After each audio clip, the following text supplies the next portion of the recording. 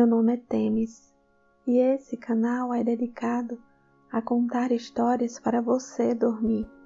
Se inscreva no canal, deixe o like e compartilhe com seus amigos, pois eu vou contar muitas outras histórias para você. A história de hoje: O Pequeno Príncipe, de Saint-Exupéry, capítulo 1. Certa vez, quando eu tinha 6 anos, vi num livro sobre a Floresta Virgem, Histórias Vividas, uma impressionante gravura. Ela representava uma jiboia engolindo um animal. Dizia o livro: as jiboias engolem sem mastigar a presa inteira. Em seguida, não podem mover-se e dormem os 6 meses da digestão. Refleti muito sobre as aventuras da selva e fiz com lápis de cor o meu primeiro desenho. O meu desenho número 1. Mostrei minha obra para as pessoas grandes e perguntei se o meu desenho lhes dava medo. Responderam-me: por que um chapéu daria medo? Meu desenho não representava um chapéu, representava uma jiboia digerindo um elefante. Desenhei então o interior da jiboia, a fim de que as pessoas grandes pudessem entender melhor. Elas têm sempre necessidade de explicações detalhadas. As pessoas grandes aconselharam-me a deixar de lado os desenhos de jiboias abertas ou fechadas e a dedicar-me, de preferência, à geografia, à história, à matemática, à gramática. Foi assim que abandonei, aos 6 anos, uma promissora carreira de pintor. Fora desencorajado pelo insucesso do meu desenho número 1 e do meu desenho número 2. As pessoas grandes não compreendem nada sozinhas e é cansativo para as crianças ficar toda hora explicando. Tive então que escolher outra profissão e aprendi a pilotar aviões. Voei por quase todas as regiões do mundo e a geografia, é claro, me ajudou muito. Sabia distinguir, num relance, a China e o Arizona. Isso é muito útil quando se está perdido na noite. Dessa forma, ao longo da vida, tive vários contatos com muita gente séria. Convivi com as pessoas grandes, vi-as bem de perto.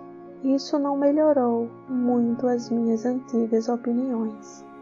Quando encontrava uma que me parecia um pouco esclarecida, fazia a experiência do meu desenho número 1, que sempre conservei comigo. Eu queria saber se ela era, na verdade, uma pessoa inteligente, mas a resposta era sempre a mesma: é um chapéu. Então eu não falava nem de jiboias, nem de florestas virgens, nem de estrelas. Colocava-me no seu nível. Falava de cricket, de golfe, de política, de gravatas. E a pessoa grande ficava encantada de conhecer um homem tão razoável. Capítulo 2. Vivi, portanto, só, sem alguém com quem pudesse realmente conversar, até o dia em que uma pane obrigou-me a fazer um pouso de emergência no deserto do Saara. Há cerca de 6 anos, alguma coisa se quebrara no motor e, como não trazia comigo nem mecânico, nem passageiro, preparei-me para executar sozinho aquele difícil conserto. Era para mim questão de vida ou morte. A água que eu tinha para beber só dava para 8 dias. Na primeira noite, adormeci sob a areia, a quilômetros e quilômetros de qualquer terra habitada. Estava mais isolado que um náufrago num bote perdido no meio do oceano. Imaginem qual foi a minha surpresa quando, ao amanhecer, uma vozinha estranha me acordou. Dizia: "Por favor, desenhe-me um carneiro." Por quê? Desenhe-me um carneiro. Levantei-me num salto como se estivesse sido atingido por um raio. Esfreguei bem os olhos, olhei ao meu redor e vi aquele homenzinho extraordinário que me observava seriamente. Eis o melhor retrato que, passado algum tempo, consegui fazer dele.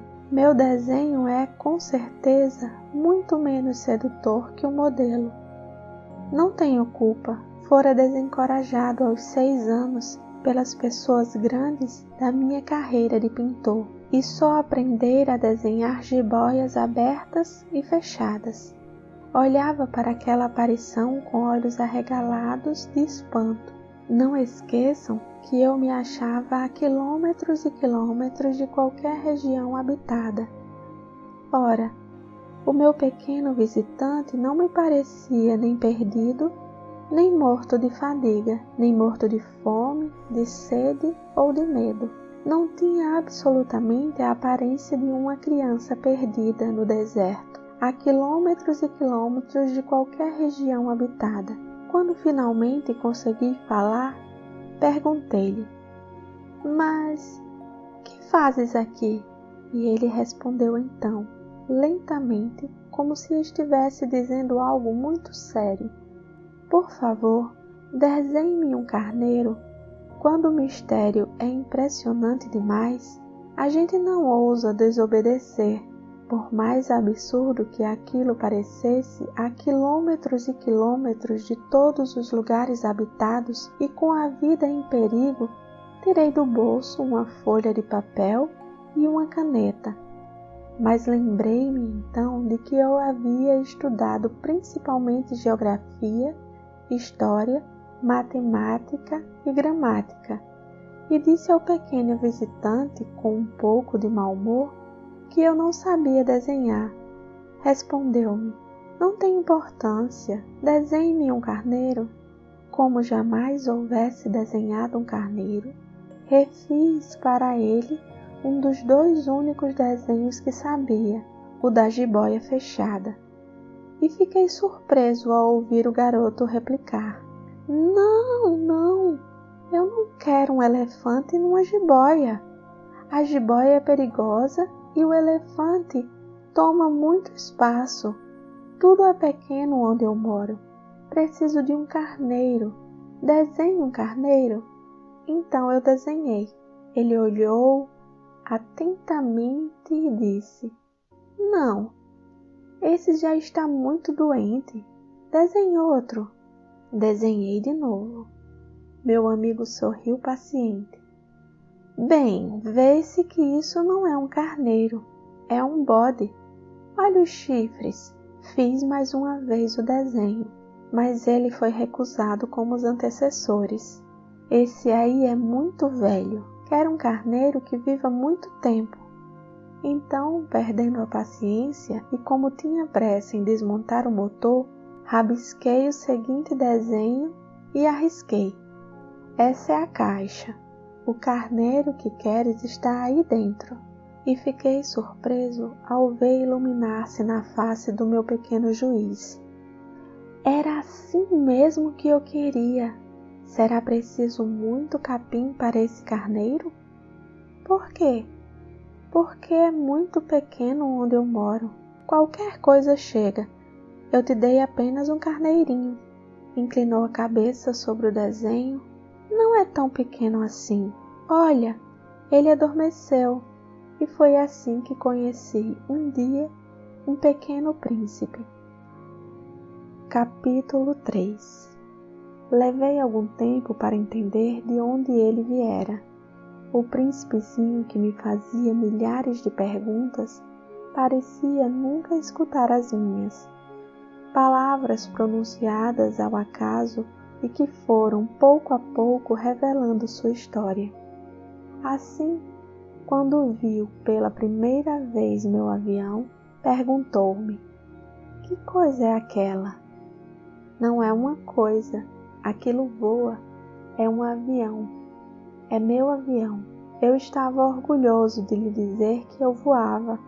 Então ele perguntou meio assustado: Como? Tu caíste do céu? Sim, respondi humildemente. Ah, isso é engraçado.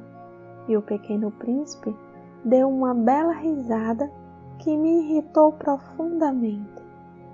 Gosto que levem a sério as minhas desgraças. Em seguida acrescentou: Então tu também vens do céu? De que planeta tu és? Vislumbrei um clarão no mistério de sua história e perguntei repentinamente: Tu vens então de outro planeta? Mas ele não me respondeu. Balançava lentamente a cabeça, observando o meu avião. É verdade que nisso aí não podes ter vindo de muito longe. Mergulhou então num pensamento que durou algum tempo. Depois, tirando do bolso o meu carneiro, ficou contemplando o seu tesouro. Imagine como eu ficava intrigado com aquela simples menção a outros planetas. Esforcei-me então por saber um pouco mais. De onde vens, meu caro? Onde é a tua casa? Para onde queres levar o meu carneiro? Ficou algum tempo em silêncio e depois respondeu: O bom é que a caixa que me deste poderá, à noite, servir de casa para ele. Sem dúvida. E se tu fores um bom menino, te darei também uma corda para amarrá-lo durante o dia e uma estaca para prendê-lo. A proposta pareceu chocá-lo. Amarrar? Que ideia estranha! Mas se tu não amarrares, ele vai-se embora e se perde. Meu amigo deu uma nova risada. Mas onde pensas que vai? Não sei, por aí, andando sempre em frente. Então o pequeno príncipe disse muito sério: Não faz mal, é tão pequeno onde moro. Depois, talvez, com um pouco de tristeza, acrescentou ainda: Quando a gente anda sempre em frente, não pode mesmo ir longe. Capítulo 4. Eu aprendera assim uma segunda coisa importantíssima. O seu planeta de origem era pouco maior que uma casa. Para mim, isso não era surpresa. Eu sabia, além dos grandes planetas, Terra, Júpiter, Marte ou Vênus, aos quais se deram nomes, há centenas e centenas de outros, por vezes tão pequenos que mal se veem no telescópio. Quando um astrônomo descobre um deles, dá-lhe por nome um número. Chamam-o, por exemplo, asteroide 325. Tenho sérias razões para supor que o planeta de onde vieram o príncipe era o asteroide B612. Esse asteroide só foi visto uma vez ao telescópio, em 1909, por um astrônomo turco. Ele fizera na época uma grande demonstração de sua descoberta num congresso internacional de astronomia, mas ninguém lhe dera crédito por causa das roupas típicas que usava. As pessoas grandes são assim. Infelizmente, para a reputação do asteroide B612, um ditador turco obrigou o povo, sob pena de morte, a vestir-se à moda europeia. O astrônomo repetiu sua demonstração em 1920, vestido numa elegante casaca. Então, dessa vez, todo mundo acreditou. Se lhe dou esses detalhes sobre o asteroide B612 e lhes confio seu número, é por causa das pessoas grandes. Elas adoram os números. Quando a gente lhes fala de um novo amigo, as pessoas grandes jamais se interessam em saber como ele realmente é. Não perguntam nunca: qual é o som de sua voz? Quais os brinquedos que prefere? Será que ele coleciona borboletas? Mas perguntam: Qual a sua idade? Quantos irmãos ele tem? Quanto pesa? Quanto o seu pai ganha? Somente assim é que elas julgam conhecê-lo. Se dizemos às pessoas grandes: vi uma bela casa de tijolos cor-de-rosa, gerânios na janela, pombas no telhado, elas não conseguem de modo algum fazer uma ideia da casa. É preciso dizer-lhes: vi uma casa de 600.000 réis. Então elas exclamam: que beleza! Assim, se a gente lhes disser: a prova de que o príncipezinho existia é que ele era encantador, que ele ria e que ele queria um carneiro, quando alguém quer um carneiro é porque existe. Elas pouco se importarão e nos chamarão de crianças. Mas se dissermos: o planeta de onde ele vinha é o asteroide B612, ficarão inteiramente convencidas e não amolarão com perguntas. Elas são assim mesmo, é preciso não lhes querer mal por isso. As crianças têm muita paciência com as pessoas grandes. Com certeza, para nós, que compreendemos o significado da vida, os números não têm tanta importância. Gostaria de ter começado essa história como nos contos de fada. Gostaria de ter começado assim. Era uma vez um pequeno príncipe que habitava um planeta muito maior que ele e que precisava de um amigo. Mas eles que compreendem a vida, isso pareceria, sem dúvida, muito mais verdadeiro. Não gosto que leiam meu livro superficialmente. Dar-me tanta tristeza narrar essas lembranças.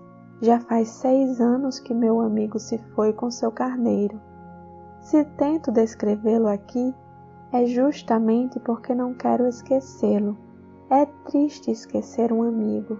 Nem todo mundo tem um amigo. E eu corro risco de ficar como as pessoas grandes, que só se interessam por números.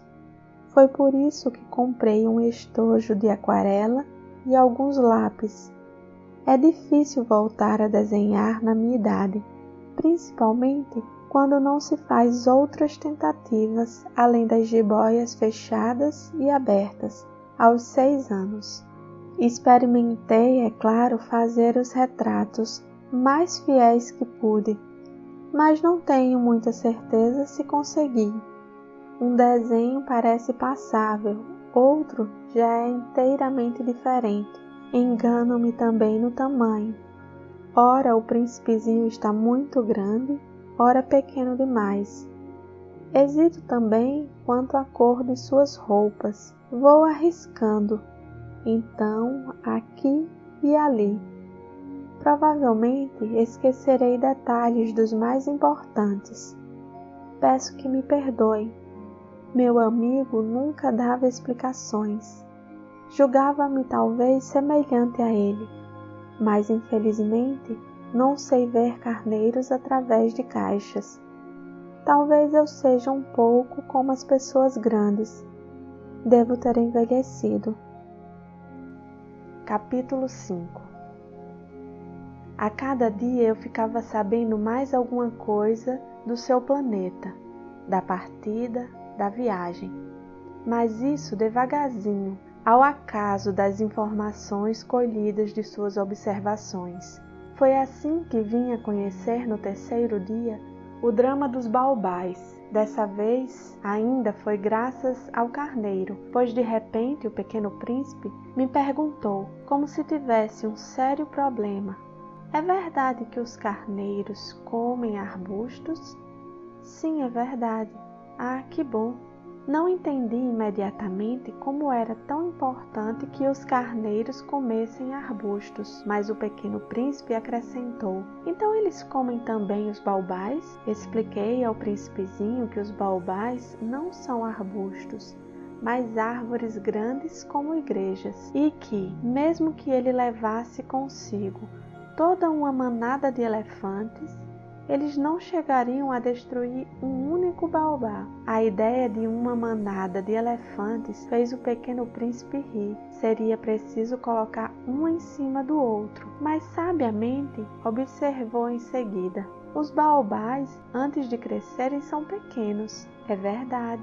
Mas por que tu desejas que os carneiros comam os baobás pequenos? Ora, vejamos, respondeu-me como se tratasse de algo óbvio, e foi-me preciso um grande esforço para decifrar sozinho este problema. De fato, no planeta do Pequeno Príncipe havia, como em todos os outros planetas, ervas boas e mais, consequentemente, sementes boas e ervas boas, e sementes mais e ervas mais. Mas as sementes são invisíveis. Elas dormem nas entranhas da terra até que uma cisme desperte. Então ela se espreguiça e lança timidamente para o sol um inofensivo galhinho. Se for de roseira ou rabanete, podemos deixar que cresça à vontade.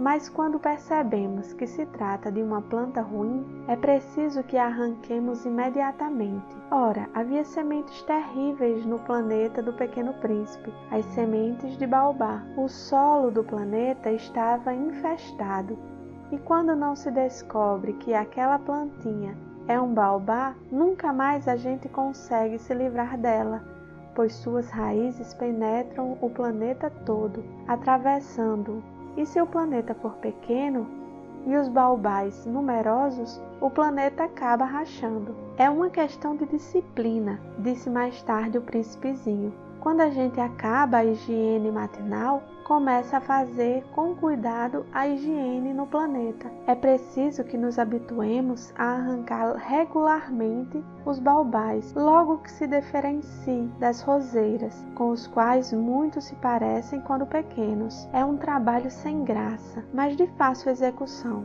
E um dia aconselhou-me a fazer um belo desenho para que as crianças do meu planeta tomassem consciência desse perigo. Se algum dia tiveres de viajar, explicou-me, poderás ser útil para elas. Às vezes não há inconveniente em protelar um trabalho, mas quando se trata de baobás, é sempre uma catástrofe. Conheci um planeta habitado por um preguiçoso. Ele havia deixado ali crescerem 3 arbustos, e de acordo com as orientações do Pequeno Príncipe, desenhei o tal planeta. Não gosto de assumir o tom de moralista, mas o perigo dos baobás é tão pouco conhecido e tão grandes são os riscos que aquele que um dia se perca num asteroide, que ao menos uma vez, abro exceção e digo: crianças, cuidado com os baobás. Foi para advertir meus amigos de um perigo que há tanto tempo os ameaça, como a mim, e do qual nunca suspeitamos, que tanto caprichei naquele desenho. A mensagem que eu transmitia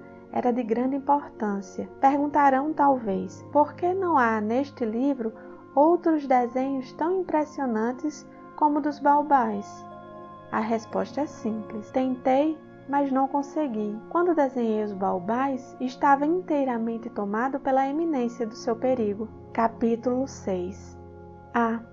Pequeno Príncipe. Assim eu comecei a compreender, pouco a pouco, os segredos de sua triste vidinha. Durante muito tempo não tiveste outra distração a não ser a doçura do pôr do sol. Aprendi esse novo detalhe quando me disseste na manhã do 4º dia: gosto muito do pôr do sol. Vamos ver um? Mas é preciso esperar. Esperar o quê? Esperar que o sol se ponha. Tu fizeste um ar de surpresa e logo depois riste de ti mesmo. Disseste-me: eu imagino sempre estar em casa. De fato, quando é meio-dia nos Estados Unidos, o sol, todo mundo sabe, está se pondo na França. Bastaria poder ir à França num minuto para assistir ao pôr do sol. Infelizmente, a França é longe demais, mas no teu pequeno planeta bastava apenas recuar um pouco a cadeira e assim contemplavas o crepúsculo todas as vezes que desejavas. Um dia eu vi o sol se pôr 44 vezes e logo depois acrescentaste: quando a gente está muito triste, gosta de admirar o pôr do sol. Estavas tão tristes assim no dia em que contemplaste as 44 vezes? Mas o príncipezinho não respondeu. Capítulo 7. No 5º dia, sempre graças ao carneiro, um segredo da vida do príncipezinho me foi revelado. Perguntou-me sem rodeios, como se fosse o resultado de uma longa reflexão. Um carneiro, se come arbustos, come também as flores? Um carneiro come tudo o que encontra. Mesmo as flores que têm espinhos? Sim, mesmo as que têm. Então, para que servem os espinhos? Eu não sabia. Estava ocupadíssimo naquele instante tentando desatarrachar do motor um parafuso muito apertado. Estava bastante preocupado, pois a pane estava começando a parecer muito grave, e a água que tinha para beber era tão pouca que eu temia o pior. Para que servem os espinhos? O príncipezinho jamais desistia de uma pergunta, uma vez que a tivesse feito, mas eu estava irritado com o parafuso e respondi qualquer coisa. Espinhos não servem para nada, são pura maldade das flores. Oh! Mas após um silêncio, ele me disse com uma espécie de rancor: não acredito. As flores são francas, ingênuas, defendem-se como podem. Elas se julgam poderosas com os seus espinhos. Não respondi nada. Naquele instante eu pensava: se esse parafuso não afrouxar, vou fazê-lo soltar com uma martelada. O príncipezinho perturbou de novo meus pensamentos. E tu achas então que as flores... Horas! Eu não acho nada. Respondi qualquer coisa. Eu só me ocupo com coisas sérias. Ele olhou-me surpreso. Coisas sérias? Ele me via de martelo em punho, dedos sujos de graxa, curvado sobre um objeto que lhe parecia ser muito frio. Tu falas como as pessoas grandes. Senti um pouco de vergonha. Mas ele acrescentou implacável: tu confundes todas as coisas. Misturas tudo. Ele estava realmente muito irritado. Sacudiam ao vento seus cabelos dourados. Conheço um planeta onde há um sujeito vermelho, quase roxo. Nunca cheirou uma flor, nunca olhou uma estrela, nunca amou ninguém, nunca fez outra coisa senão contas. E o dia todo repete como tu: eu sou um homem sério, eu sou um homem sério. E isso o faz inchar-se de orgulho. Mas ele não é um homem, é um cogumelo. Um o quê? Um cogumelo. O príncipe estava agora pálido de cólera. Há milhões e milhões de anos que as flores produzem espinhos. Há milhões e milhões de anos que, apesar disso, os carneiros as comem. E não será importante procurar saber por que elas perdem tanto tempo produzindo espinhos inúteis? Não será importante a guerra dos carneiros e das flores? Não será mais importante do que as contas do tal sujeito? E se eu, por minha vez, conheço uma flor única no mundo, que só existe no meu planeta, e que um belo dia um carneiro pode destruir num só golpe, sem saber o que faz, isso não tem importância? Corou um pouco e continuou em seguida: se alguém ama uma flor de qual só existe um exemplar em milhões e milhões de estrelas, isso basta para fazê-lo feliz quando a contempla. Ele pensa: minha flor está lá, em algum lugar. Mas se o carneiro come a flor, para ele é como se todas as estrelas repentinamente se apagassem. E isso não tem importância. Não conseguiu dizer mais nada. Imediatamente se pôs a soluçar. A noite caíra. Larguei as ferramentas, ria-me do martelo, do parafuso, da sede e da morte. Havia uma estrela num planeta, o meu, a terra, um príncipezinho a consolar. Tomei-o nos braços, embalei-o e lhe dizia: a flor que tu amas não está em perigo. Vou desenhar uma focinheira para o carneiro, uma cerca para a tua flor. Eu não sabia o que dizer. Sentia-me envergonhado. Não sabia como consolá-lo, como me aproximar dele. É tão misterioso o país das lágrimas. Capítulo 8. Logo aprendi a conhecer melhor aquela flor. Sempre houve no planeta do Pequeno Príncipe flores muito simples, ornadas de uma só fileira de pétalas, e que não ocupavam espaços nem incomodavam ninguém. Apareciam pela manhã, na relva, e à tarde já murchavam. Mas aquela brotara um dia de uma semente trazida não se sabe de onde, e o príncipezinho resolvera vigiar de perto o pequeno broto, que era tão diferente dos outros. Podia ser de uma nova espécie de baobá, mas o arbusto logo parou de crescer, e na sua extremidade começou então a se transformar uma flor. O pequeno príncipe, que assistia ao surgimento de um enorme botão, pressentiu que dali sairia uma aparição milagrosa, mas a flor parecia nunca acabar de preparar sua beleza no seu verde aposento. Escolhia as cores com cuidado, vestia-se lentamente, ajustava um as suas pétalas. Não parecia sair como os cravos, amarrada. Ela queria aparecer no esplendor de sua beleza, e sim, era vaidosa. Sua misteriosa toilette, portanto, durava alguns dias, e eis que numa manhã, justamente à hora do sol nascer, ela se mostrou, e ela, que se preparara com tanto esmero, disse bocejando: "Ah, eu acabo de despertar. Desculpa, estou ainda toda despetalada." O príncipezinho então não pôde conter o seu espanto. "Como és bonita!"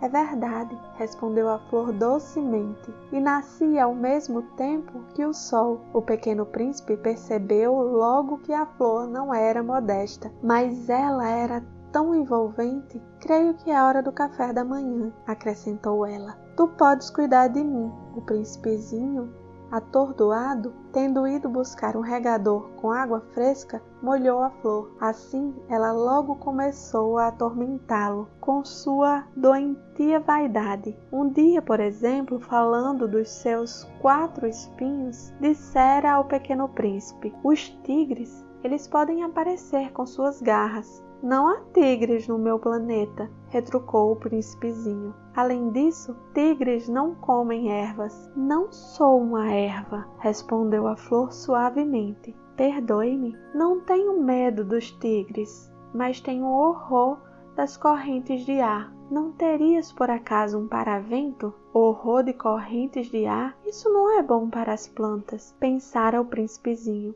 "É bem complicada essa flor. À noite me colocarás sobre uma redoma de vidro. Faz muito frio no teu planeta. Não é nada confortável." "De onde eu venho?" De repente calou-se. Viera em forma de semente. Não pudera reconhecer nada dos outros mundos. Encabulada por ter sido surpreendida em uma mentira tão tola, tossiu 2, 3 vezes e, para fazê-lo sentir-se culpado, pediu: "E o paravento?" "Ia buscá-lo, mas tu me falavas." Então ela forçou a tosse para causar-lhe remorso. Assim, o príncipezinho, apesar da sinceridade do seu amor, logo começou a duvidar dela. Levava a sério palavras sem importância e isso fez sentir-se muito infeliz. "Não devia tê-la escutado", confessou-me um dia. "Não se deve nunca escutar as flores, basta admirá-las, sentir seu aroma. A minha perfumava todo o planeta, mas eu não sabia como desfrutá-la. Naquela história das garras, que tanto me irritava, devia ter me enternecido", confessou-me ainda. "Não soube compreender coisa alguma. Deveria tê-la julgado por seus atos, não pelas palavras. Ela exalava perfume e me alegrava. Não podia jamais tê-la abandonado. Deveria ter percebido sua ternura por trás daquelas tolas mentiras. As flores são tão contraditórias, mas eu era jovem demais para saber amá-la."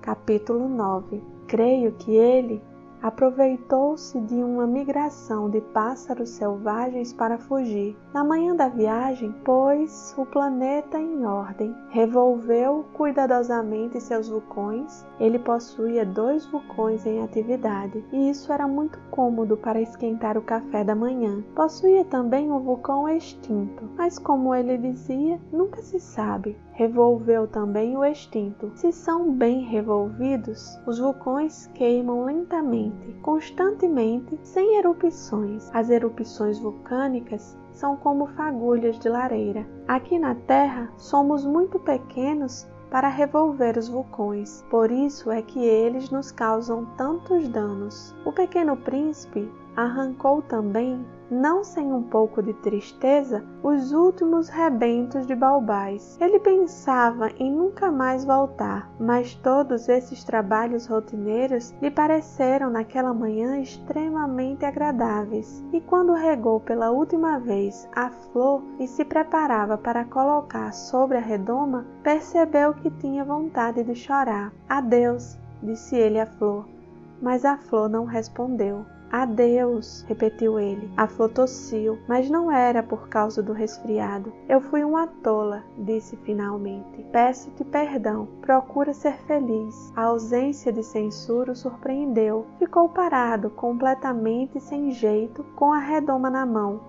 Não conseguia compreender aquela delicadeza. "É claro que eu te amo", disse-lhe a flor. "Foi minha culpa não perceberes isso, mas não tem importância. Foste tão tolo quanto eu. Tenta ser feliz. Larga essa redoma, não preciso mais dela." "Mas o vento, não estou tão resfriada assim, e o ar fresco da manhã me fará bem. Eu sou uma flor." "Mas os bichos, é preciso que eu suporte 2 ou 3 larvas se quiser conhecer as borboletas. Dizem que são tão belas. Do contrário, quem virá visitar-me? Tu estarás longe. Quanto aos bichos grandes, não tenho medo deles. Eu tenho as minhas garras." E ela mostrou ingenuamente seus 4 espinhos. Em seguida acrescentou: "Não demores assim, que é exasperante. Tu decidiste partir, então vai." Pois ela não queria que ele a visse chorar. Era uma flor muito orgulhosa.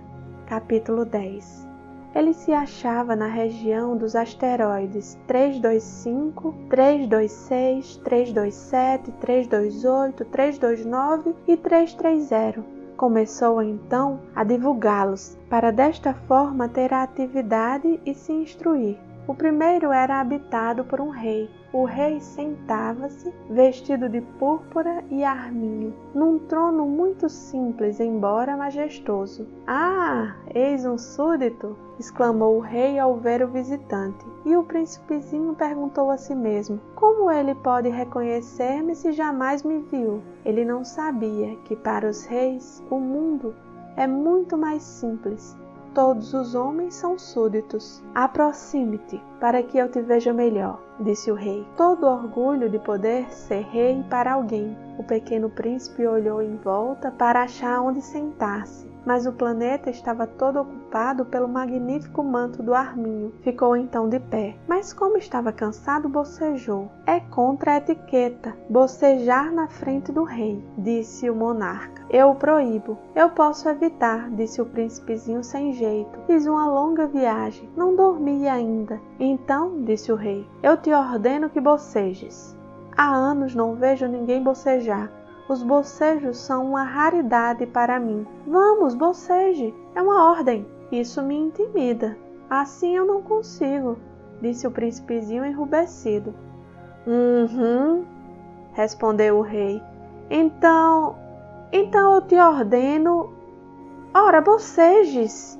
"E ora..." Ele gaguejava um pouco e parecia envergonhado, porque o rei fazia questão de que sua autoridade fosse respeitada. Não tolerava desobediência. Era um monarca absoluto, mas como era muito bom, dava ordens razoáveis. "Se eu ordenasse", costumava dizer, "se um general se transformasse numa gaivota e o general não me obedecesse, a culpa não seria do general, seria minha." "Posso sentar-me?" perguntou timidamente o príncipezinho. "Eu te ordeno que sentes", respondeu-lhe o rei, que puxou majestosamente um pedaço do manto de arminho. Mas o pequeno príncipe estava espantado. O planeta era minúsculo. Sobre quem reinava o rei? "Majestade, eu vos peço perdão por ousar interrogar-vos." "Eu te ordeno que me interrogues", acrescentou o rei a dizer. "Majestade, sobre quem reinais?" "Sobre tudo", respondeu o rei com grande simplicidade. "Sobre tudo? O rei, com um gesto simples, indicou seu planeta e outros planetas, e também as estrelas. Sobre tudo isso? Sobre tudo isso, respondeu o rei, pois ele não era um monarca absoluto, era também um monarca universal. E as estrelas vos obedecem? Sem dúvida, disse o rei, obedecem prontamente, e eu não tolero indisciplina. Tanto poder maravilhou o príncipezinho. Se ele fosse detentor desse poder, teria podido assistir não a 44, mas a 62 ou mesmo a 100 ou mais, a 200 pôres do sol ao mesmo dia, sem precisar nem mesmo afastar a cadeira. E como se sentisse um pouco triste ao pensar no seu pequeno planeta abandonado, ousou solicitar ao rei uma graça. Eu desejo ver o pôr do sol. Fazei-me esse favor, ordenai ao sol que se ponha. Se eu ordenar a meu general voar de uma flor a outra como borboleta, ou escrever uma tragédia, ou transformar-se em uma gaivota, e o general não executar a ordem recebida, quem? Eu ou ele estaria errado? Vós, respondeu com firmeza o príncipezinho. Exato, é preciso exigir de cada um o que cada um pode dar, explicou o rei. A autoridade se baseia na razão. Se ordenares a teu povo que ele se lance ao mar, todos se rebelarão. Eu tenho direito de exigir obediência, porque minhas ordens são razoáveis. E o meu pôr do sol? Lembrou o pequeno príncipe, que nunca esquecia de uma pergunta que tivesse feito. Teu pôr do sol? Tu o terás. Eu exigirei, mas eu esperarei na minha sabedoria de governante que as condições sejam favoráveis. Quando serão? Indagou o príncipe. Respondeu o rei, que consultou inicialmente um enorme calendário. Será lá por volta de 7h40 desta noite, e tu verás como sou bem obedecido. O príncipezinho bocejou, sentia falta do seu pôr do sol e também já estava começando a se aborrecer. Não tenho mais nada para fazer aqui, disse ao rei. Vou prosseguir minha viagem. Não partas, retrucou o rei, que estava orgulhoso de ter um súdito. Não partas, eu te faço ministro. Ministro de quê? Da justiça. Mas não há ninguém para julgar. Nunca se sabe, disse o rei. Ainda não vi todo o meu reino, estou muito velho. Não tenho espaço para uma carruagem e andar cansa-me muito. Oh, mas eu já vi, disse o pequeno príncipe, que se inclinou para dar ainda mais uma olhada no outro lado do planeta. Não consigo ver ninguém. Tu julgarás a ti mesmo, respondeu-lhe o rei. É mais difícil. É bem mais fácil julgar a si mesmo que julgar aos outros. Se consegues fazer um bom julgamento de ti, és um verdadeiro sábio. Mas eu posso julgar a mim mesmo em qualquer lugar, replicou o príncipezinho. Não preciso, para isso, ficar morando aqui. Ah, disse o rei, eu tenho quase certeza de que há um velho rato no meu planeta. Eu o escuto à noite. Tu poderás julgar esse rato. Tu o condenarás à morte de vez em quando. Assim a vida dele dependerá de tua justiça. Mas tu o perdoarás sempre, para poupá-lo, pois só temos um. Respondeu o príncipezinho. Eu não gosto de condenar à morte e acho que vou mesmo embora. Não, disse o rei. Mas o príncipezinho, tendo terminado os preparativos, não quis afligir o velho monarca. Se vossa majestade desejar ser prontamente obedecido, poderás dar uma ordem razoável. Poderia ordenar-me, por exemplo, que partisse em menos de 1 minuto. Parece-me que as condições são favoráveis. Como o rei não disse nada, o príncipe hesitou um pouco, depois suspirou e partiu. Eu te faço meu embaixador, apressou-se o rei em gritar. Tinha um ar de grande autoridade. As pessoas grandes são muito esquisitas, pensava o príncipezinho durante a viagem. Capítulo 11.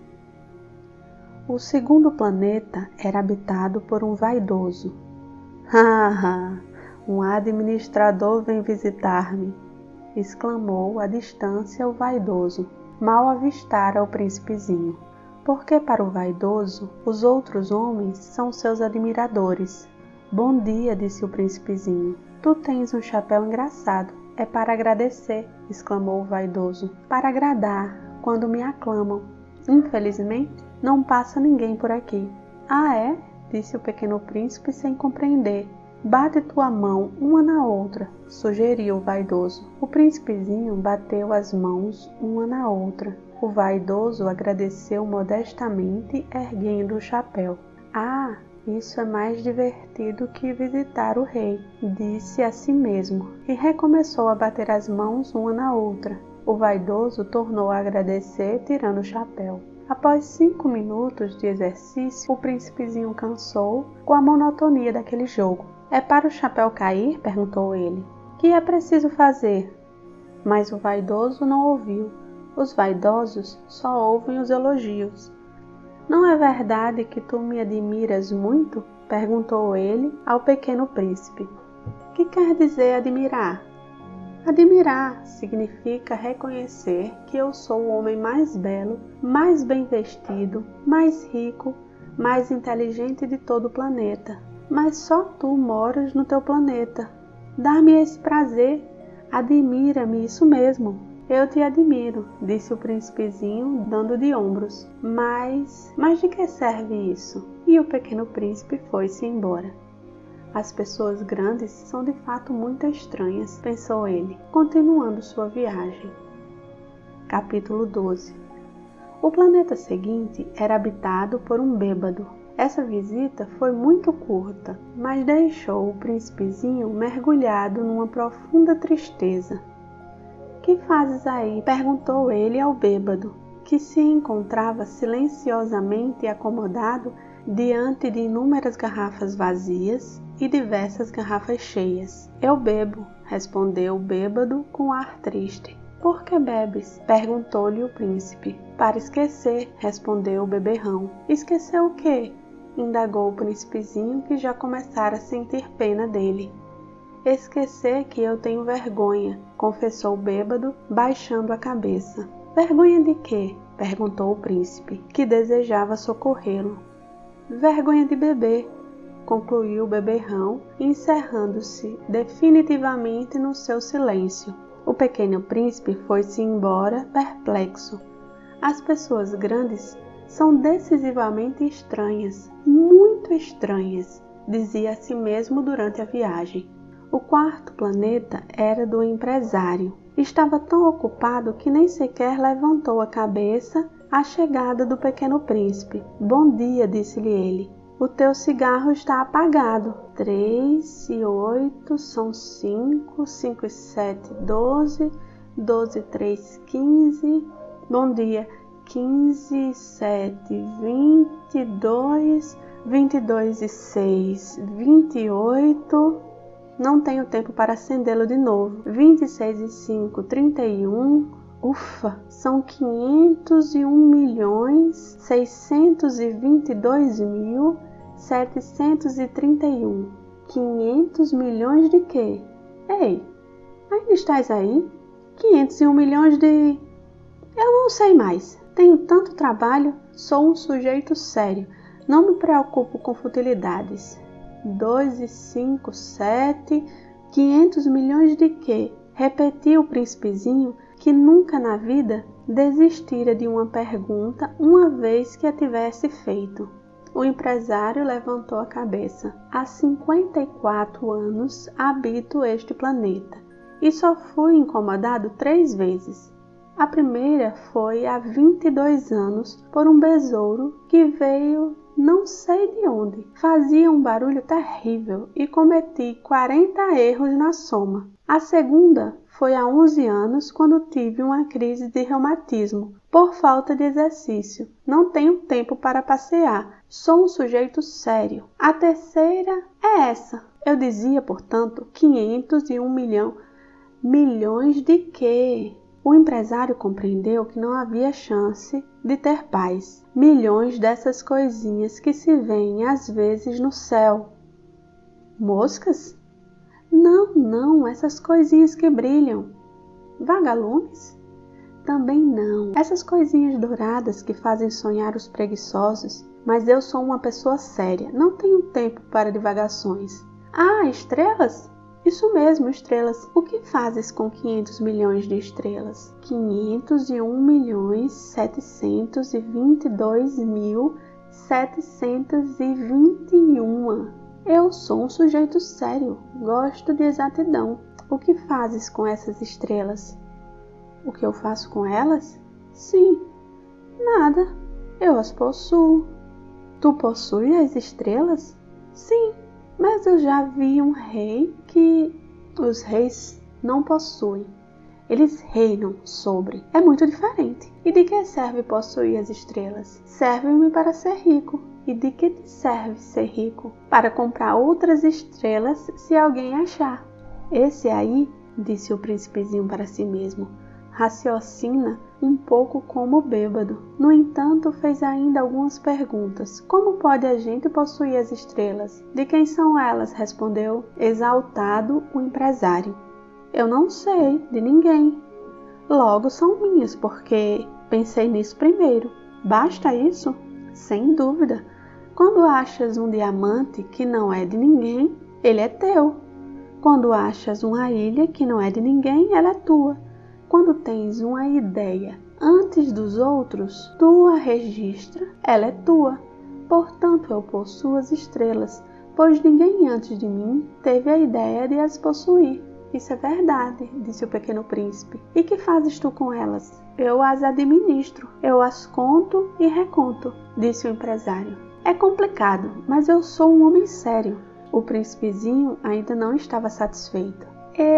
Se possuo um lenço de seda, posso amarrá-lo em volta do pescoço e levá-lo comigo. Se possuo uma flor, posso colhê-la e levá-la comigo. Mas tu não podes levar as estrelas. Não, mas posso colocá-las num banco. O que quer dizer isso? Isso quer dizer que eu escrevo num pedaço de papel o número de estrelas que possuo, depois tranco o papel numa gaveta. Só isso? Isso basta. É divertido, pensou o príncipezinho.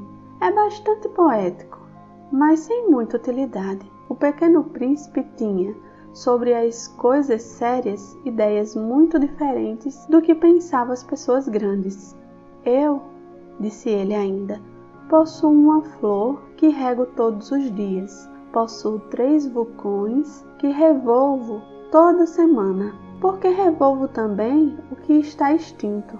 A gente nunca sabe. É útil para os meus vulcões, é útil para a minha flor que eu a possua. Mas tu não és útil às estrelas.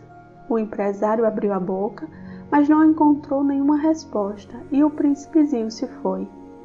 As pessoas grandes são mesmo extraordinárias, repetiu para si durante a viagem. Capítulo 14. O 5º planeta era muito curioso. Era o menor de todos. Tinha um espaço suficiente para um lampião e para um acendedor de lampiões. O pequeno príncipe não conseguia entender para que serviria no céu, num planeta sem casa e sem gente, um lampião e um acendedor de lampiões. No entanto, disse consigo mesmo, talvez esse homem seja mesmo um tolo. No entanto, é menos tolo do que o rei, e que o vaidoso, e que o empresário, e que o beberrão. Seu trabalho, ao menos, tem um sentido. Quando acende o lampião, é como se fizesse nascer mais uma estrela, ou uma flor. Quando o apaga, porém, faz adormecer a estrela ou a flor. É um belo trabalho, e sendo belo, tem sua utilidade. Quando alcançou o planeta, saudou educadamente o acendedor. Bom dia, por que acabas de apagar teu lampião? É o regulamento, respondeu o acendedor. Bom dia, qual é o regulamento? É apagar meu lampião. Boa noite. E tornou a acender. Mas por que acabas de acendê-lo de novo? É o regulamento, respondeu o acendedor. Eu não compreendo, disse o príncipe. Não é para compreender, disse o acendedor. Regulamento é regulamento. Bom dia. E apagou o lampião. Em seguida enxugou a testa num lenço xadrez vermelho Eu executo uma tarefa terrível. No passado, era mais sensato. Apagava de manhã e acendia à noite. Tinha o resto do dia para descansar, toda a noite para dormir. E depois mudou o regulamento? O regulamento não mudou, disse o acendedor. Aí é que está o problema. O planeta, a cada ano, gira mais depressa e o regulamento não muda. Ah, e então? Perguntou o príncipezinho. Agora que ele dá uma volta em minuto, não tenho mais um segundo de repouso. Acendo e apago uma vez por minuto. Ai, que engraçado! Os dias aqui duram 1 minuto. Não é nada engraçado, disse o acendedor. Já faz 1 mês que estamos conversando. 1 mês? Sim, 30 minutos. 30 dias. Boa noite. E acendeu o lampião. O pequeno príncipe respeitou e gostou daquele acendedor tão fiel ao regulamento. Lembrou-se das vezes em que ele mesmo provocara o pôr do sol, apenas recuando sua cadeira. Quis ajudar o seu amigo. Sabes, conheço uma maneira de descansar quando quiseres. Eu sempre quero descansar, disse o acendedor, pois a gente pode ser ao mesmo tempo fiel e preguiçoso. E o príncipezinho prosseguiu. Teu planeta é tão pequeno que podes, com 3 passos, contorná-lo. Basta andares bem lentamente, de modo a ficares sempre ao sol. Quando desejares descansar, tu caminharás, e o dia durará o tempo que quiseres. Isso não adianta muito, disse o acendedor. O que eu gosto mais na vida é dormir. Então, não há solução, disse o príncipezinho.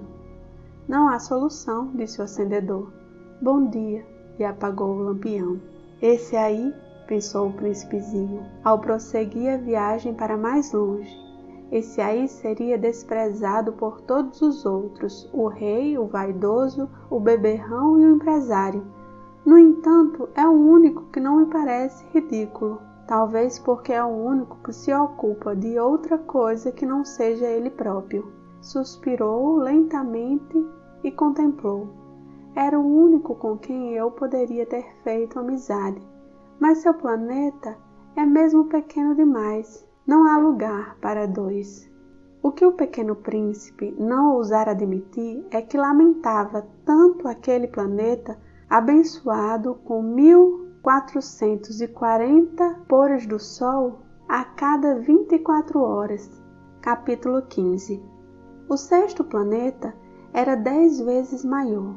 Era habitado por um velho que escrevia em livros enormes. Ora, vejam, eis um explorador, exclamou ele logo que avistou o pequeno príncipe. O príncipezinho sentou-se à mesa, meio ofegante, já viajara tanto. De onde vens? Perguntou-lhe o velho. Que livro é esse? Indagou-lhe o pequeno príncipe. Que faz o senhor aqui? Sou geógrafo, respondeu o velho. Que é um geógrafo? Perguntou o príncipezinho. É um especialista que sabe onde se encontram os mares, os rios, as cidades, as montanhas, os desertos. Isso é bem interessante, disse o pequeno príncipe. Eis afinal uma verdadeira profissão. E lançou um olhar ao seu redor. No planeta do geógrafo nunca havia visto planeta tão grande. O seu planeta é muito bonito. Há oceanos nele? Não sei te dizer, disse o geógrafo. Ah, o príncipezinho estava decepcionado. E montanhas? Não sei te dizer, disse o geógrafo.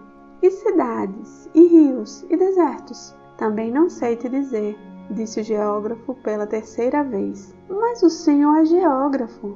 É verdade, disse o geógrafo, mas não sou explorador. Faltam-me exploradores. Não é o geógrafo quem vai contar as cidades, os rios, as montanhas, os mares, os oceanos, os desertos. O geógrafo é muito importante para ficar passeando.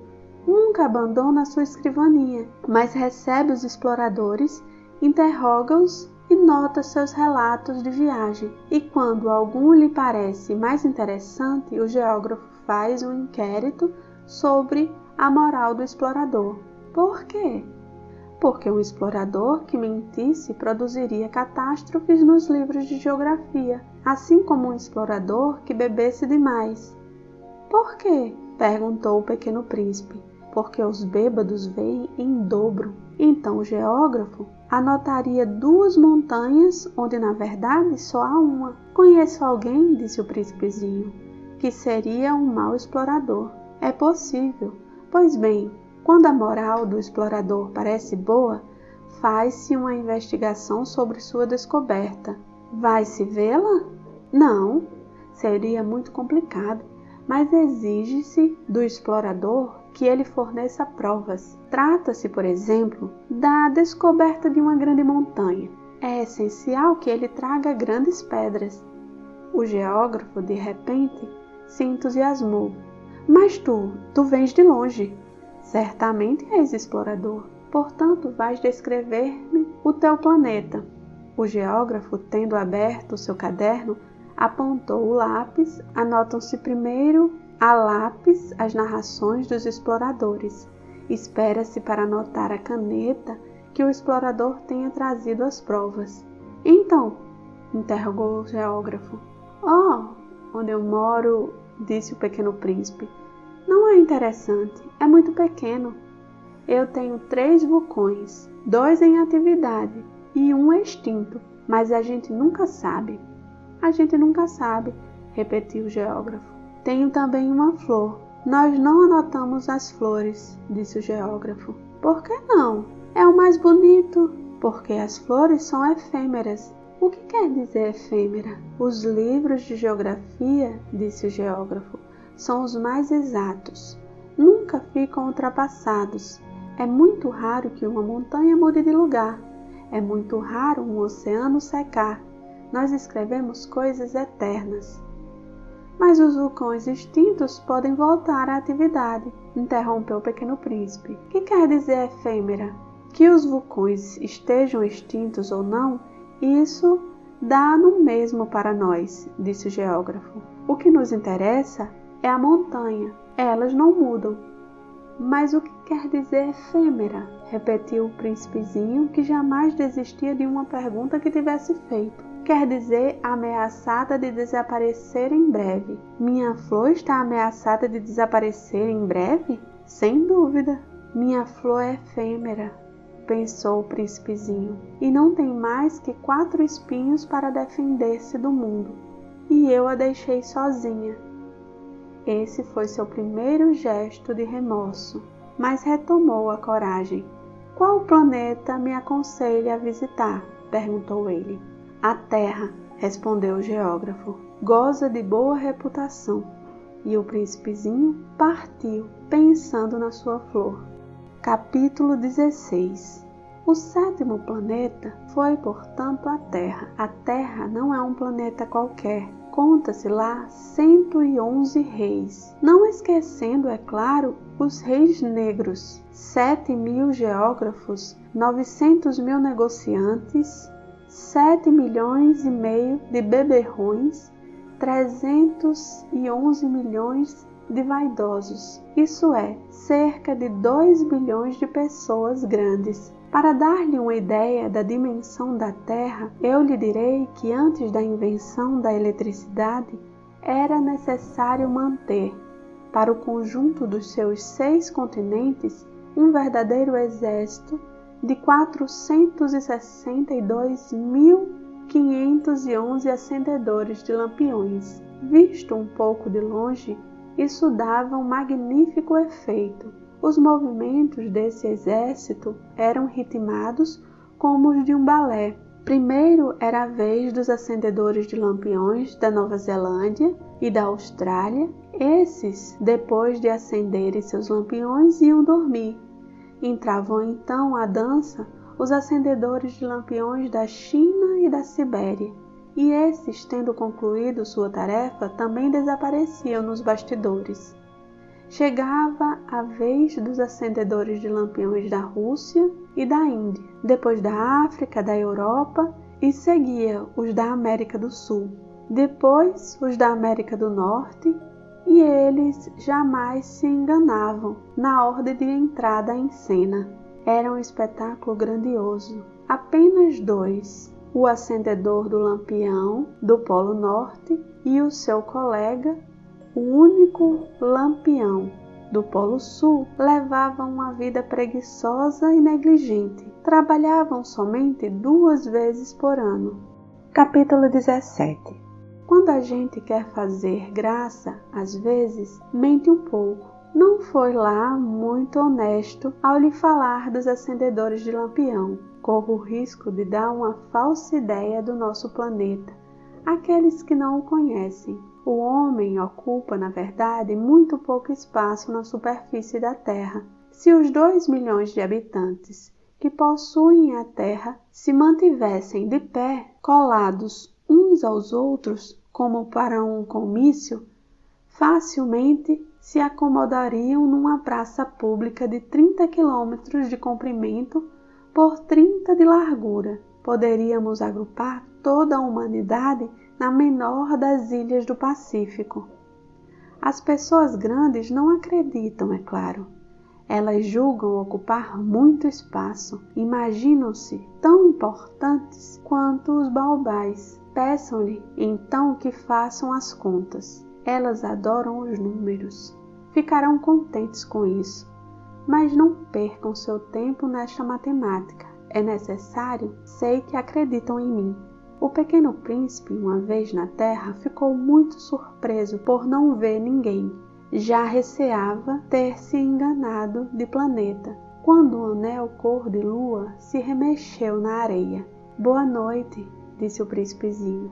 Boa noite, respondeu a serpente. Em que planeta me encontro? Perguntou o príncipe. Na Terra, na África, respondeu a serpente. Ah, e não há ninguém na Terra? Aqui é o deserto. Não há ninguém nos desertos. A terra é grande, disse a serpente.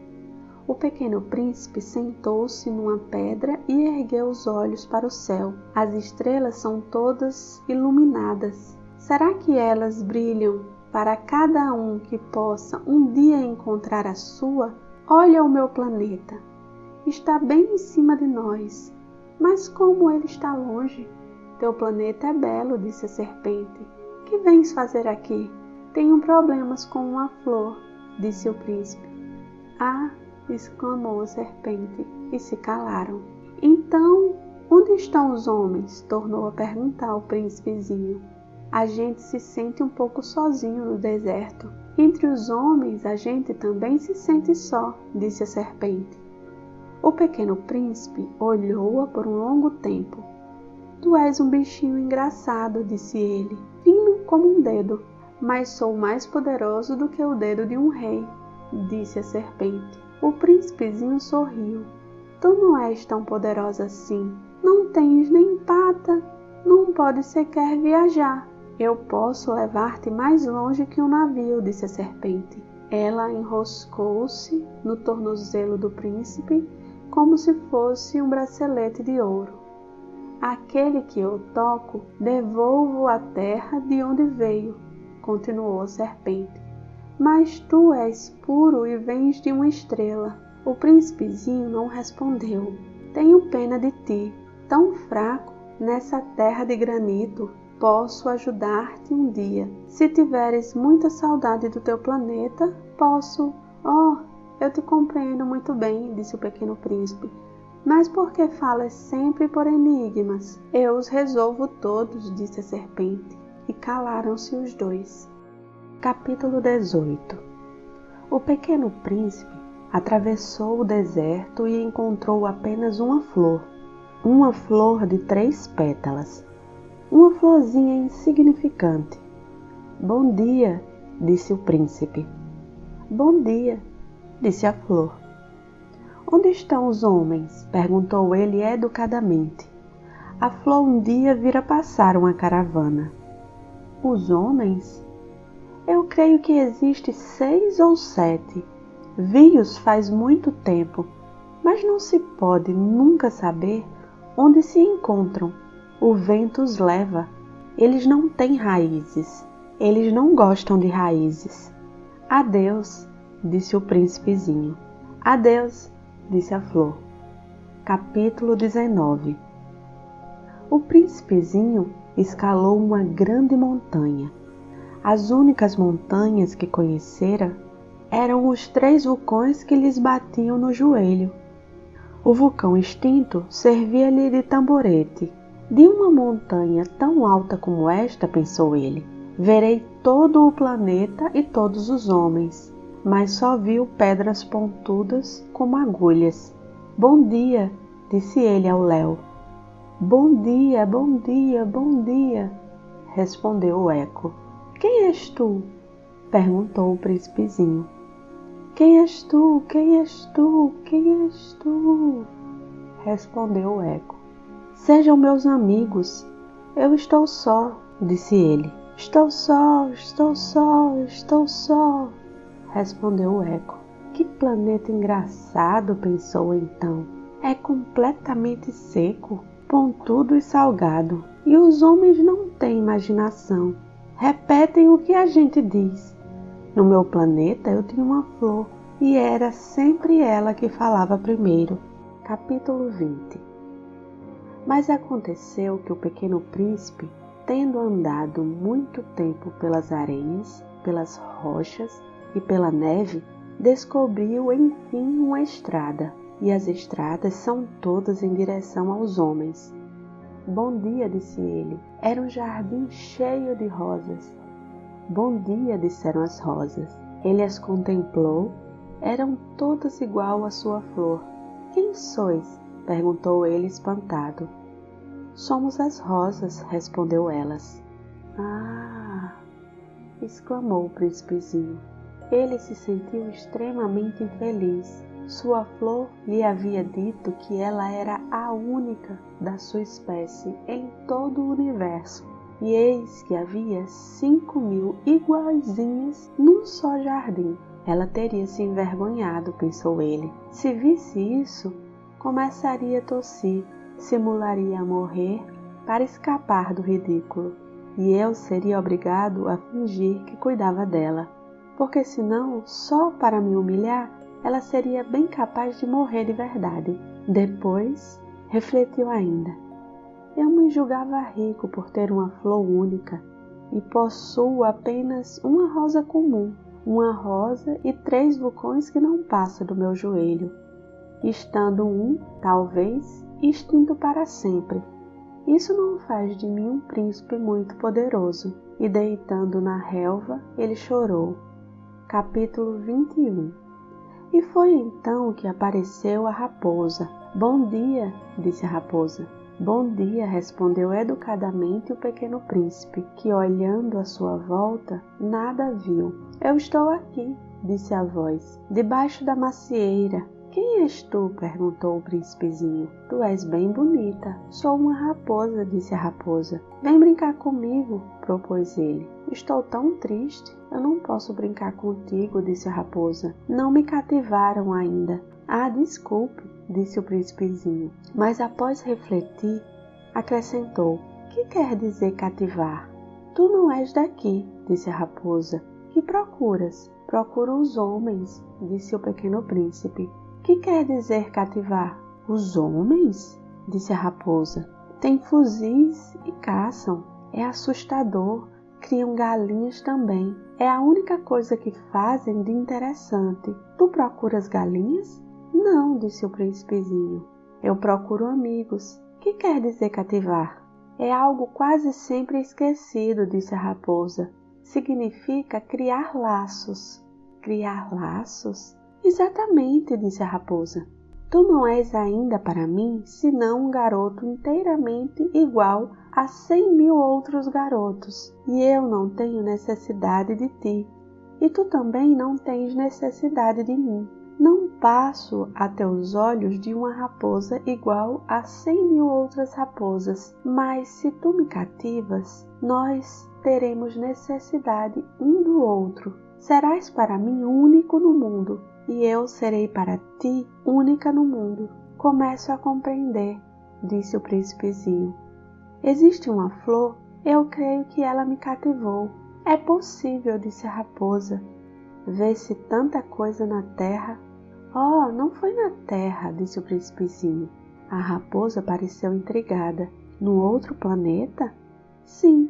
Há caçadores neste planeta? Não. Que bom. E galinhas? Também não. Nada é perfeito, suspirou a raposa. Mas a raposa retomou seu raciocínio. Minha vida é monótona. Eu caço as galinhas e os homens me caçam. Todas as galinhas se parecem e todos os homens se parecem também. E isso me incomoda um pouco, mas se tu me cativas, minha vida será como que cheia de sol. Conhecerei um barulho de passos que será diferente dos outros. Os outros passos me fazem entrar debaixo da terra. Os teus me chamarão para fora da toca, como se fosse música. E depois, olha, vês lá longe os campos de trigo? Eu não como pão. O trigo para mim não vale nada. Os campos de trigo não me lembram coisa alguma. E isso é triste, mas tu tens cabelos dourados. Então será maravilhoso quando me tiveres cativado. O trigo, que é dourado, fará com que eu me lembre de ti, e eu amarei o barulho do vento no trigo. A raposa calou-se e observou por muito tempo o príncipe. Por favor, cative-me, disse ela. Eu até gostaria, disse o príncipezinho, mas não tenho muito tempo. Tenho amigos a descobrir e muitas coisas a conhecer. A gente só conhece bem as coisas que cativou, disse a raposa. Os homens não têm muito tempo de conhecer coisa alguma. Compram tudo já pronto nas lojas. Mas como não existem lojas de amigos, os homens não têm mais amigos. Se tu queres um amigo, cative-me. O que é preciso fazer? Perguntou o príncipezinho. É preciso ser paciente, respondeu a raposa. Tu te sentarás primeiro um pouco longe de mim, assim, na relva. Eu te olharei com um canto de olho, e tu não dirás nada. A linguagem é uma fonte de mal-entendidos, mas cada dia te sentarás mais perto. No dia seguinte o príncipezinho voltou. Teria sido melhor se voltasses à mesma hora, disse a raposa. Se tu vens, por exemplo, às 4 da tarde, desde as 3, eu começarei a ser feliz. Às 4 horas, então, estarei inquieta e agitada. Descobrirei o preço da felicidade. Mas se tu vens a qualquer momento, nunca saberei a hora de preparar meu coração. É preciso que haja um ritual. O que é um ritual? Perguntou o príncipezinho. É uma coisa muito esquecida também, disse a raposa. É o que faz com que um dia seja diferente dos outros dias, uma hora das outras. Os meus caçadores, por exemplo, adotam um ritual. Dançam na quinta-feira com as moças da aldeia. A quinta-feira é então o dia maravilhoso. Vou passear até a vinha. Se os caçadores dançassem em qualquer dia, os dias seriam todos iguais e eu nunca teria férias. Assim o pequeno príncipe cativou a raposa. Mas quando chegou a hora de partir, a raposa disse: eu vou chorar. A culpa é tua, disse o príncipezinho. Eu não queria te fazer mal, mas tu quisesses que eu te cativasse. Quis, diz a raposa. Mas tu vais chorar, disse ele. Vou, disse a raposa. Então não terás ganhado nada. Terei sim, disse a raposa, por causa da cor do trigo. Depois ela acrescentou: vai rever as rosas, assim compreenderás que a tua é única no mundo. Tu voltarás para me dizer adeus, e eu te presentearei com um segredo. O pequeno príncipe foi rever as rosas. Vós não sois absolutamente iguais à minha rosa. Vós não sois nada ainda. Ninguém ainda vos cativou, nem cativastes ninguém. Sois como era a minha raposa. Era uma raposa igual a 100.000 outras, mas eu a tornei minha amiga. Agora ela é única no mundo. As rosas ficaram desapontadas. Sois belas, mas vazias, continuou ele. Não se pode morrer por vós. Um passante qualquer, sem dúvida, pensaria que a minha rosa se parece convosco. Ela sozinha é, porém, mais importante que todas vós, pois foi ela que eu reguei, foi ela que eu pus sobre a redoma, Foi ela que abriguei com o paravento. Foi por ela que eu matei as larvas, exceto 2 ou 3, por causa das borboletas. Foi ela que eu escutei se queixar ou se gabar, ou mesmo calar-se algumas vezes, já que ela é minha rosa. E voltou então a raposa. Adeus, disse ele. Adeus, disse a raposa. Eis o meu segredo. É muito simples. Só se vê bem com o coração. O essencial é invisível aos olhos. O essencial é invisível aos olhos, repetiu o príncipezinho, para não se esquecer. Foi o tempo que perdeste com a tua rosa que o fez tão importante. Foi o tempo que eu perdi com a minha rosa, repetiu ele, para não se esquecer. Os homens esqueceram essa verdade, disse ainda a raposa, mas tu não a deves esquecer. Tu te tornas eternamente responsável por aquilo que cativas. Tu és responsável pela tua rosa. Eu sou responsável pela minha rosa, repetiu o príncipezinho para não se esquecer. Capítulo 22. Bom dia, disse o príncipezinho. Bom dia, respondeu o manobreiro. Que fazes aqui? Perguntou-lhe o príncipezinho. Eu separo os passageiros em blocos de 1000, disse o manobreiro. Despacho os trens que os carregam, ora para a direita, ora para a esquerda, e um trem iluminado, roncando como um trovão, fez tremer a cabine do manobreiro. Eles estão com muita pressa, disse o pequeno príncipe. O que estão procurando? Nenhum homem da locomotiva sabe, disse o manobreiro. E apitou, vindo em sentido inverso, um outro trem iluminado. Já estão de volta? Perguntou o príncipezinho. Não são os mesmos, disse o manobreiro. É uma troca. Não estavam contentes onde estavam? Nunca estamos contentes onde estamos, disse o manobreiro. E o apito de um novo trem iluminado soou. Estão correndo atrás dos primeiros viajantes? Perguntou o pequeno príncipe. Não, correm atrás de nada, disse o manobreiro. Estão dormindo lá dentro ou bocejando. Apenas as crianças apertam seus narizes contra as vidraças. Só as crianças sabem o que procuram, disse o príncipezinho. Perdem tempo com uma boneca de pano e a boneca se torna muito importante. E choram quando ela lhe é trocada. Elas são felizes, disse o manobreiro.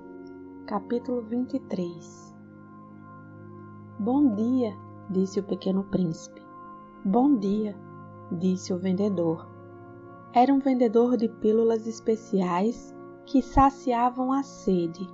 Toma-se uma por semana e não é mais preciso beber. Por que vende isso? Perguntou o príncipezinho. É uma grande economia de tempo, disse o vendedor. Os peritos calcularam. A gente ganha 53 minutos por semana. E o que se faz com esses 53 minutos?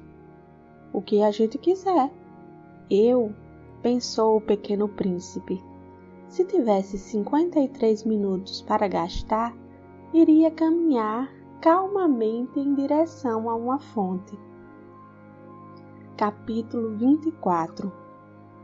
Estávamos no 8º dia de minha pane no deserto. Justamente quando bebi a última gota da minha reserva de água, foi que ouvi a história do vendedor. Ah, disse eu ao pequeno príncipe, são bem bonitas as tuas lembranças, mas eu não consertei ainda meu avião.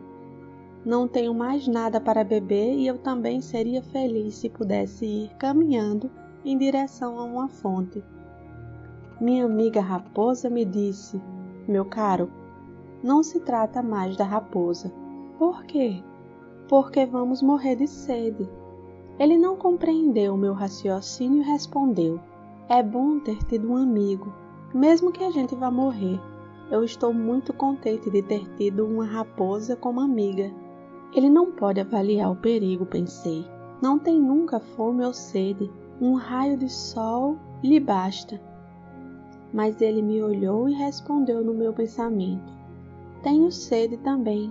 Procuramos um poço. Eu fiz um gesto de desânimo. É absurdo procurar um poço ao acaso, na imensidão do deserto. No entanto, pusemo-nos a caminho.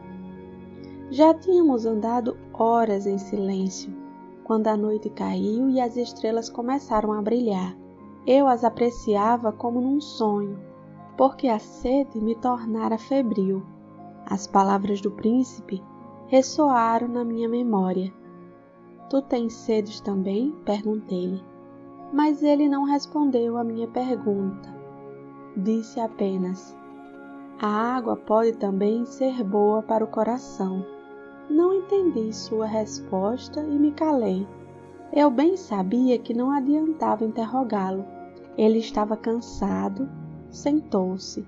Sentei-me junto dele, e após uma pausa ele disse ainda: as estrelas são belas por causa de uma flor que não se pode ver.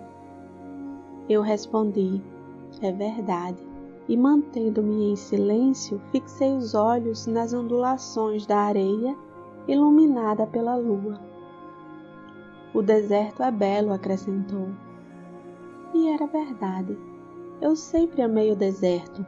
A gente se senta numa duna de areia, não vê nada, não escuta nada. De repente alguma coisa irradia no silêncio. O que torna belo o deserto, disse o príncipezinho, é que ele esconde um poço em algum lugar. Fiquei surpreso por compreender de repente essa misteriosa irradiação da areia. Quando eu era pequeno, morava numa casa antiga e diziam as lendas que ali fora enterrado um tesouro. Ninguém jamais conseguiu descobri-lo, nem talvez o tenha procurado, mas isso encantava a todos.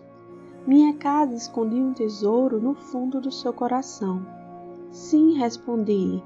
Quer seja a casa, as estrelas ou o deserto, o que os torna belos é o invisível. Estou contente, disse ele, que estejas de acordo com a minha raposa. Como o príncipezinho adormeceu, tomei-o nos braços e prossegui a caminhada. Estava emocionado e tinha a impressão de carregar um frágil tesouro. Parecia-me mesmo não haver na terra nada mais frágil. Observava a luz da lua, aquele rosto pálido, seus olhos fechados, suas mechas de cabelo que se agitavam com o vento. E pensava: o que eu vejo não passa de uma casca. O mais importante é o invisível. Com seus lábios entreabertos, esboçava um sorriso. Pensei ainda: o que tanto me comove nesse príncipe adormecido é a sua fidelidade a uma flor. É a imagem de uma rosa que brilha nele como a chama de uma lamparina. Mesmo quando ele dorme, e eu então o senti ainda mais frágil. É preciso proteger a chama que cuido. Um simples sopro pode apagá-la. E continuando a caminhada, eu descobri o poço ao raiar do dia. Capítulo 25. Os homens, disse o príncipezinho, embarcam nos trens, mas já não sabem mais o que procuram. Então eles se agitam sem saber para onde ir. E acrescentou: e isso não leva a nada.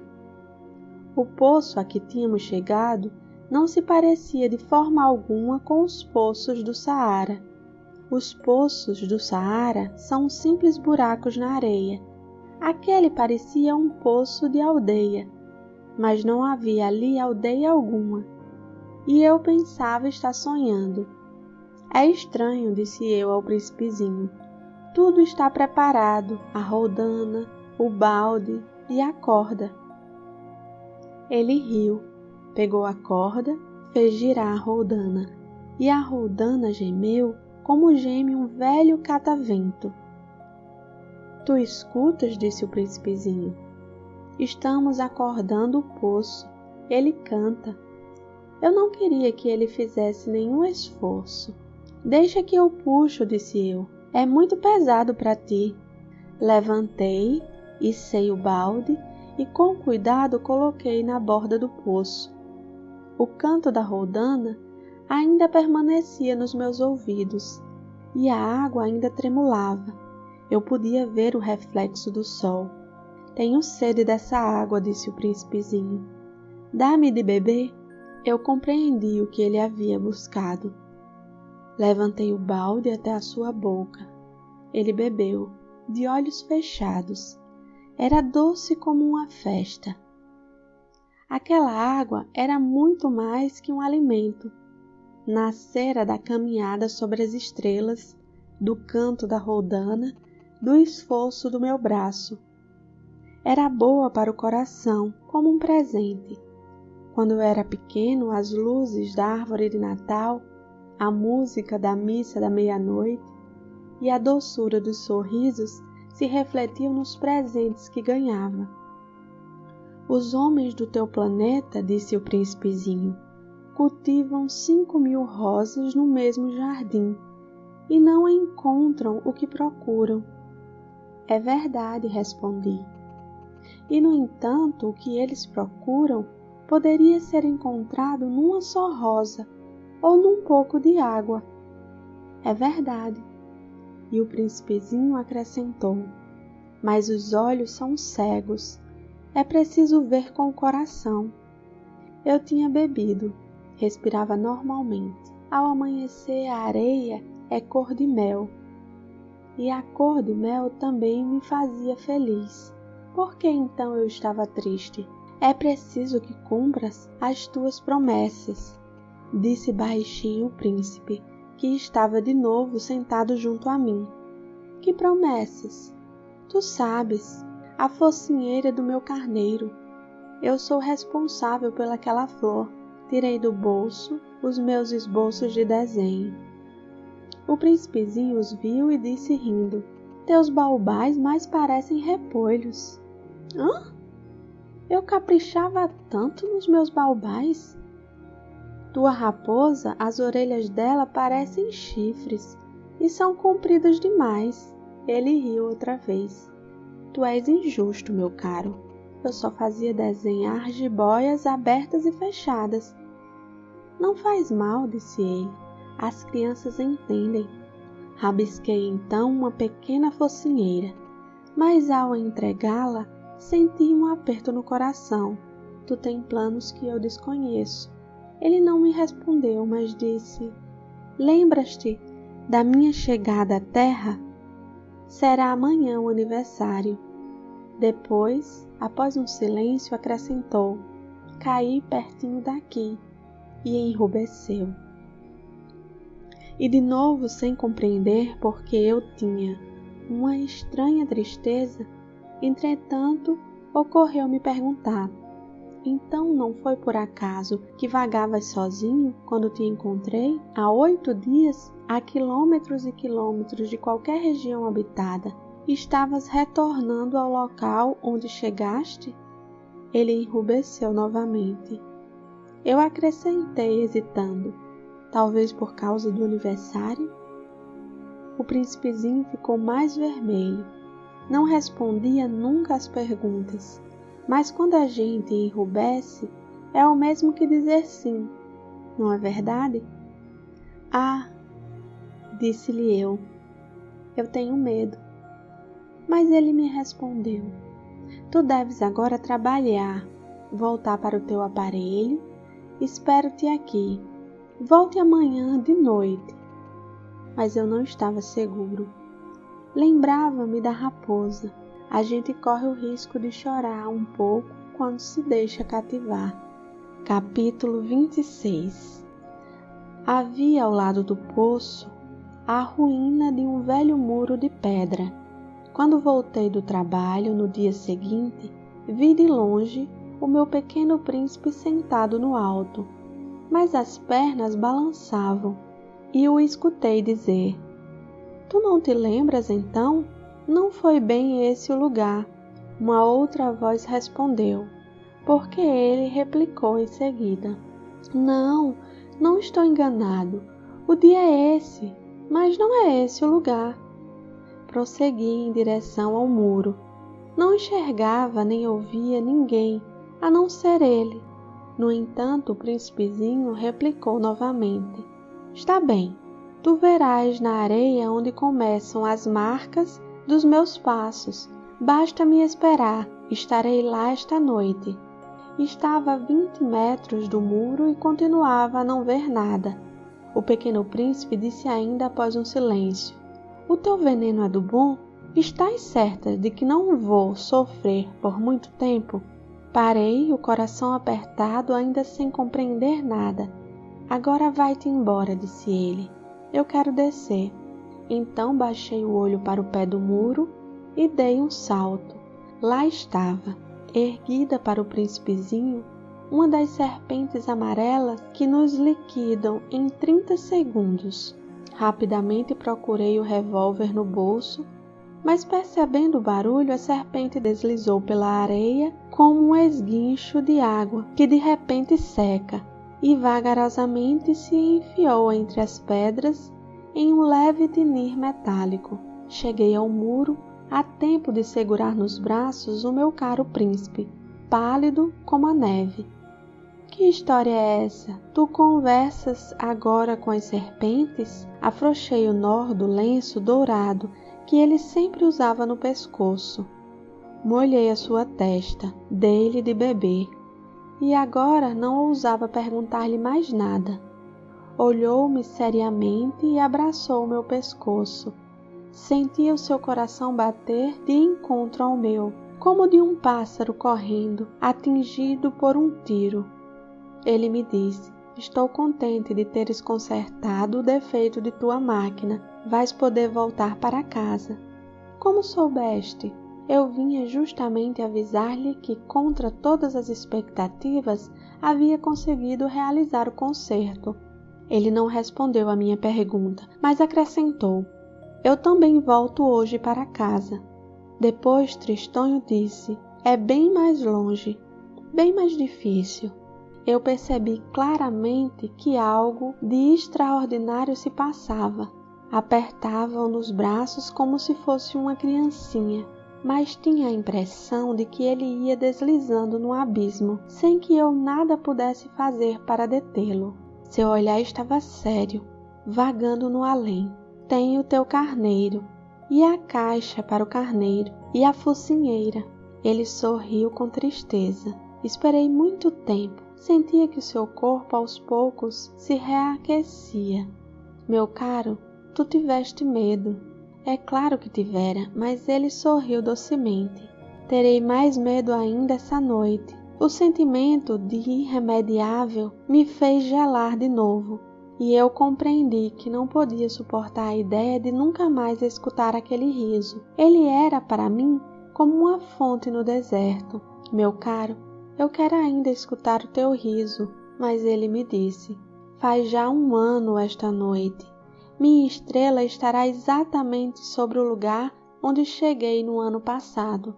Meu caro, essa história de serpente, de encontro marcado, de estrela, não passa de um pesadelo, não é mesmo? Mas ele não respondeu à minha pergunta e disse: O que é importante não se vê. Sim, eu sei. É como com a flor. Se tu amas uma flor que se acha numa estrela, é bom de noite olhar o céu. Todas as estrelas estarão floridas. É verdade. É como a água, aquela que me deste para beber, parecia música por causa da roldana e da corda.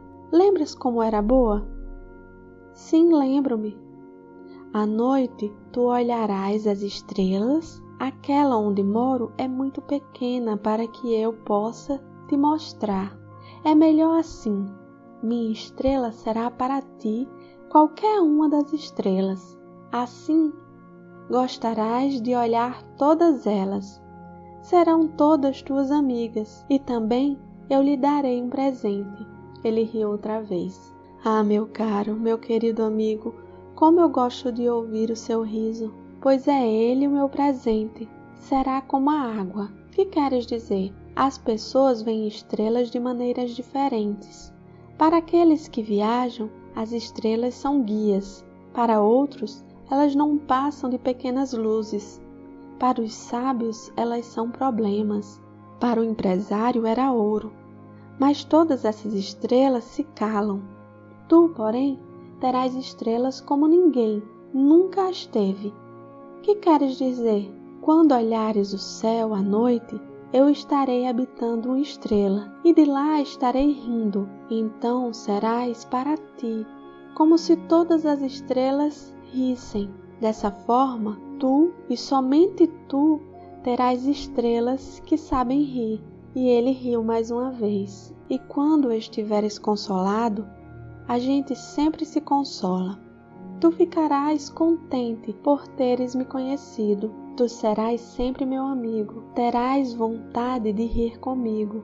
E às vezes abrirás a tua janela apenas pelo simples prazer. Os teus amigos ficarão espantados de ver-te rir olhando o céu. Tu explicarás assim: sim, as estrelas, elas sempre me fazem rir. E eles te julgarão louco. Será uma peça que te prego e ri de novo. Será como se eu lhe houvesse dado, em vez de estrelas, montes de pequenos guinchos que sabem rir. E riu de novo. Depois ficou sério. Esta noite, por favor, não venhas. Eu não te deixarei. Eu parecerei estar sofrendo. Parecerei estar morrendo.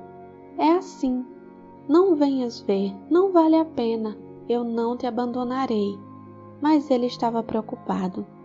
Se eu lhe peço isso, é também por causa da serpente. As serpentes são más. Podem morder apenas por prazer. Eu não te abandonarei. Mais uma coisa o tranquilizou. É verdade que elas não têm veneno para uma segunda mordida. Naquela noite não o vi partir. Saiu sem fazer barulho. Quando consegui alcançá-lo, ele caminhava decidido num passo rápido. Disse-me apenas: "Ah, aí estás!" e segurou minha mão, mas preocupou-se de novo. "Fizeste mal, tu sofrerás. Eu parecerei estar morto, e isso não será verdade." Eu me calara. "Tu compreendes, é muito longe. Eu não posso carregar esse corpo. É muito pesado." Eu continuava calado. "Mas será como uma velha concha abandonada." "Não tem nada de triste numa velha concha." Fiquei mudo. Ele perdeu um pouco da coragem, mas fez ainda um esforço. "Será lindo, sabes?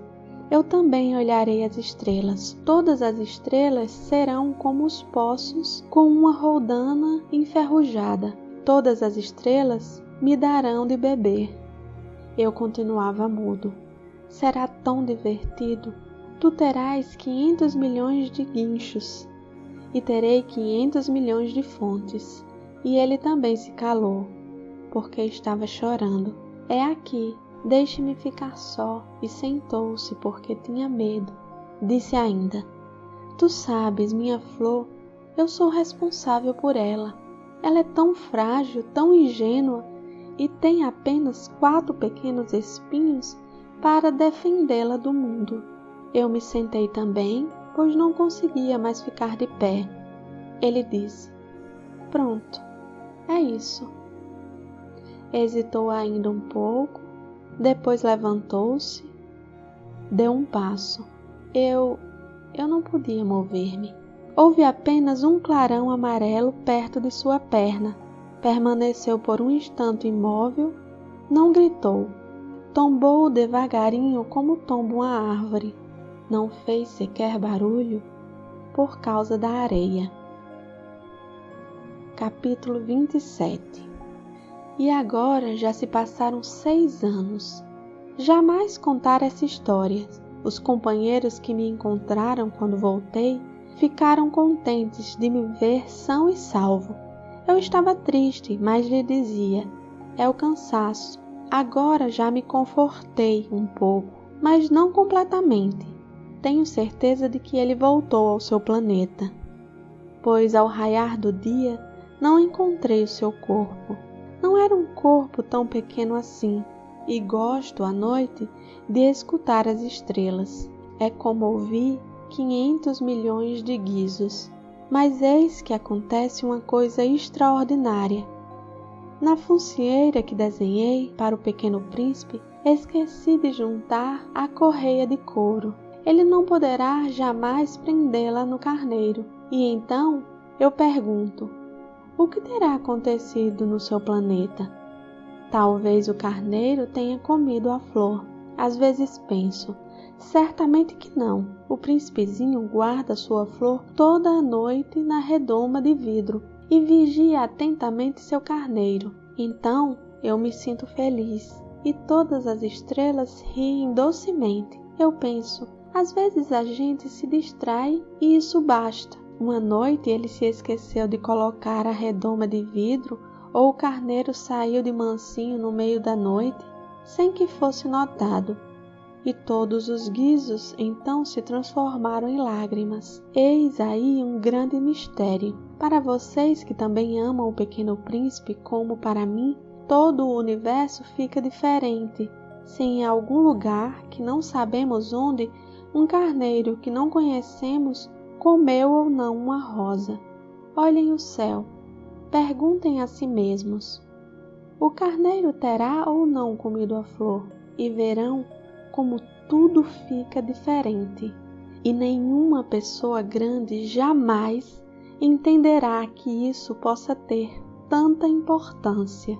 Essa é para mim a mais bela e a mais triste paisagem do mundo. É a mesma da página anterior, mas desenhei de novo para mostrá-la bem. Foi aqui que o Pequeno Príncipe apareceu na terra e depois desapareceu. Olhem atentamente essa paisagem para que estejam certos de reconhecê-la, se viajarem um dia pela África através do deserto. E se passarem por ali, eu lhe peço que não tenham pressa e esperem um pouco, bem debaixo da estrela. Se de repente um menino vem ao encontro de vocês, se ele ri, se tem cabelos dourados, se não responde quando é perguntado, adivinharão quem ele é. Façam-me então um favor. Não me deixem tão triste. Escrevam-me depressa dizendo que ele voltou.